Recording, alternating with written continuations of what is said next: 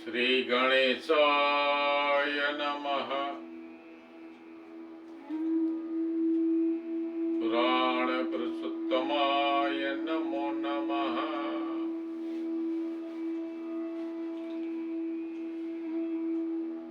શ્રી પરમાત્મને નમઃ.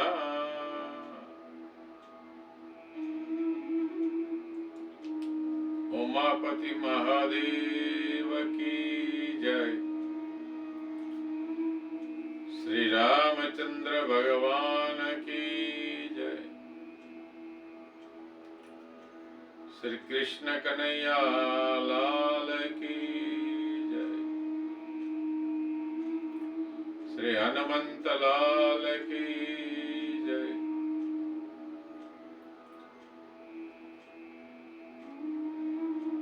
ગઈકાલે આપણે જોયું કે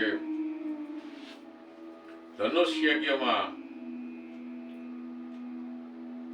ભગવાન રામચંદ્રજીએ શિવ ધનુષ તોડ્યું અને શરત પ્રમાણે તેઓ સીતાને વરવા માટે યોગ્ય વર સાબિત થયા.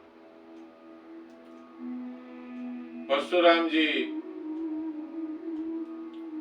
ભગવાન રામચંદ્રજીને મળી હર્ષ પામ્યા અને પછી અભિવાદન કરી અને દક્ષિણ દિશામાં ચાલ્યા ગયા. એ પછી બધા નગરજનો અને જનક રાજાનો પરિવાર, દાસ દાસીઓ બધા ખૂબ રાજી થયા. જનક રાજાએ વિશ્વામિત્રજી પાસે પ્રસ્તાવ મૂક્યો કે હવે રામ તો સીતાને પરણવા માટે યોગ્ય થઈ ગયા છે, પરંતુ આપણે વિધિ વિધાનથી એમના લગ્ન કરીએ. આપ અયોધ્યા સમાચાર મોકલાવો, જાન જોડીને આવે અને વૈદિક વિધિ વિધાનથી આપણે ભગવાન રામ અને સીતાજીના લગ્ન કરે. મારા ભાઈની પુત્રીઓ છે માંડવી,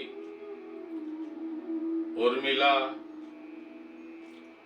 અને શ્રુતકીર્તિ. જો આપને મારો પ્રસ્તાવ ગમે તો ચારેય ભાઈઓને હું આ લગ્ન સમારંભમાં પરણાવી દેવા માંગુ છું. મારા ભાઈની કન્યાઓનો પણ સ્વીકાર કરો. તો આ રીતે અયોધ્યાથી જાડેરી જાન જોડવામાં આવે છે. જનક રાજા ભવ્ય સ્વાગત કરે છે. ભગવાન રામચંદ્રજી સાથે માતા સીતા, ભરતજી સાથે માંડવી તથા લક્ષ્મણજી સાથે ઉર્મિલા અને શત્રુઘ્નજી સાથે શ્રુતકીર્તિના લગ્ન થાય છે. ધામધૂમથી લગ્ન થાય છે. જનક રાજા ઘણા દિવસો સુધી જાનને રોકે છે. પછી વિશ્વામિત્રના પ્રસ્તાવને લઈને જાનને વિદાય કરે છે. રાજાએ ઘણા દાસ દાસીઓ, ઘણું દ્રવ્ય, હાથી, ઘોડા, રથ બધું આપેલું છે. બ્રાહ્મણોને ખૂબ દક્ષિણા આપી છે.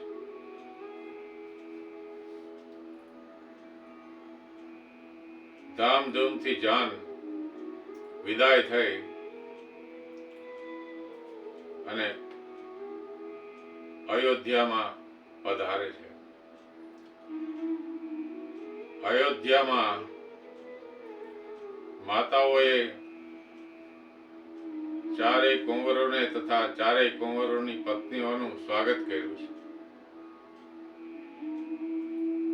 આરતી ઉતારી છે, વિધિ અનુસાર ગૃહ પ્રવેશ કરાયો. ચારે બાજુ ધામધૂમ થઈ રહી છે. અયોધ્યામાં ઉત્સવ મનાવી રહ્યા છે લોકો. ચારે બાજુ વાજિંત્રો વાગી રહ્યા છે. લોકો આનંદથી નાચી ઉઠ્યા છે.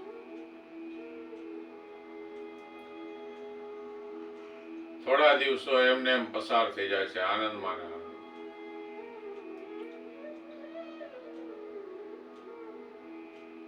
પછી ભરતજીના મામા પણ ત્યાં આવેલા હતા. તે ભરતજીને સાથે લઈને જાય છે. સાથે શત્રુઘ્નજી પણ જાય છે ભરતજીના મોસાળે.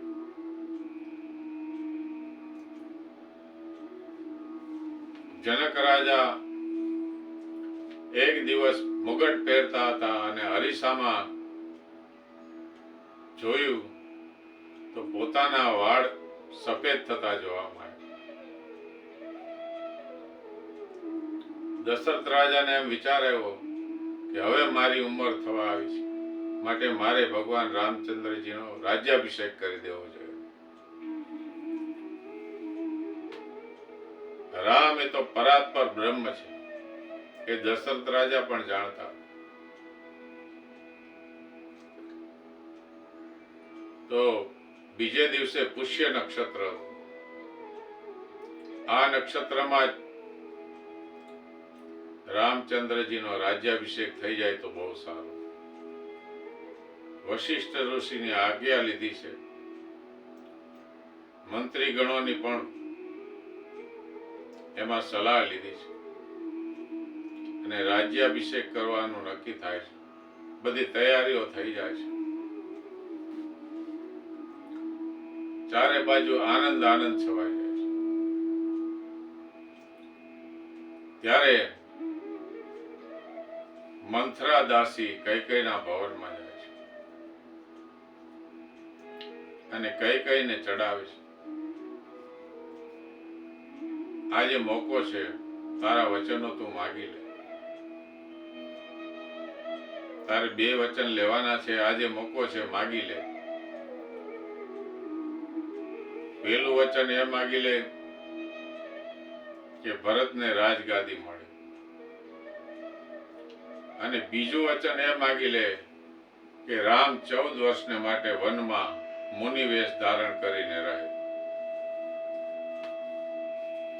આવા વચનો તો માગે, નહીં તો તારો દીકરો ક્યારેય રાજા નહીં બની શકે. આ કૈકેયી કે જે રામચંદ્રજીને પોતાના ભરતની જેમ જ પ્રેમ કરતી હતી, ભરત કરતા પણ વધારે પ્રેમ કરતી હતી, એનું મન બદલાવી નાખે. દશરથ રાજા કોપ ભવનમાં આવે છે. કૈકેયી રિસાઈ ગયેલા છે. સંછેડાયેલી નાગણી જેવો વર્તાવ કરી છે. દશરથ રાજા આનું કારણ પૂછે છે. ત્યારે તે બોલે છે કે તમે મને અગાઉ 2 વચન આપેલા છે, કેમ પાળતા નથી? તો રાજા કહે છે, અરે ખુશીથી માગી લો, જે તમારે જોઈએ તે દેવા તૈયાર છે. ત્યારે તે માગે છે, ભરતને રાજગાદી મળે, મારું આ પહેલું વચન. અને બીજું વચન કે રામ 14 વર્ષને માટે વનમાં જાય અને મુનિ વેશ ધારણ કરે. દશરથ રાજા આ વાત સાંભળે છે, જાણે એના પર વીજળી તૂટી જાય, જાણે એના પર વીજળી પડી હોય એવું લાગે. રાજા કહે છે કે હે કુળ કલંકિની, આ રામે તારું શું બગાડ્યું છે?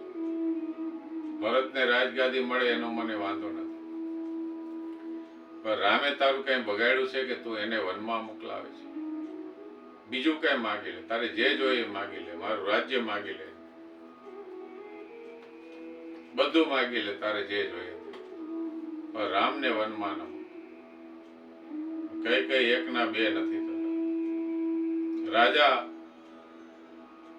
આગળનો વિચાર કરીને ભોંય પર પડી જાય છે.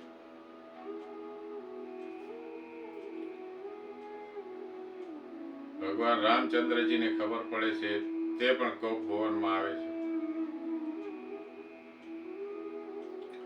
અને માતાને પૂછે છે કે આ શું છે, મારા પિતાજીને શું થયું છે?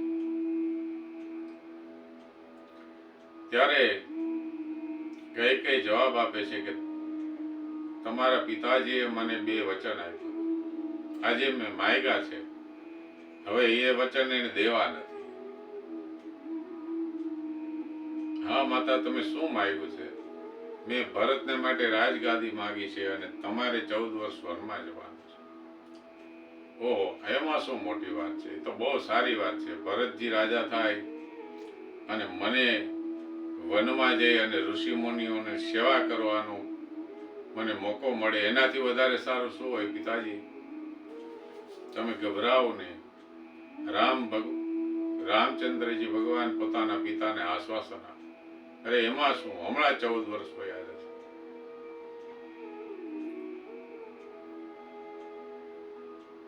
ભગવાન રામચંદ્રજી બધાને મનાવે છે, કઈને પણ મનાવે છે કે માતા જરા પણ ચિંતા ન કરો, ભલે તમે આ માંગ્યું. દશરથ રાજાને પણ મનાવી લે છે, માતા કૌશલ્યાને મનાવી લે છે, પરંતુ લક્ષ્મણજી અને સીતાજી નથી માનતા. તેઓ કહે છે કે અમારે પણ સાથે જ આવવું છે. તો રામચંદ્રજીની સાથે લક્ષ્મણજી અને સીતાજી પણ વનગમન માટે તૈયાર છે.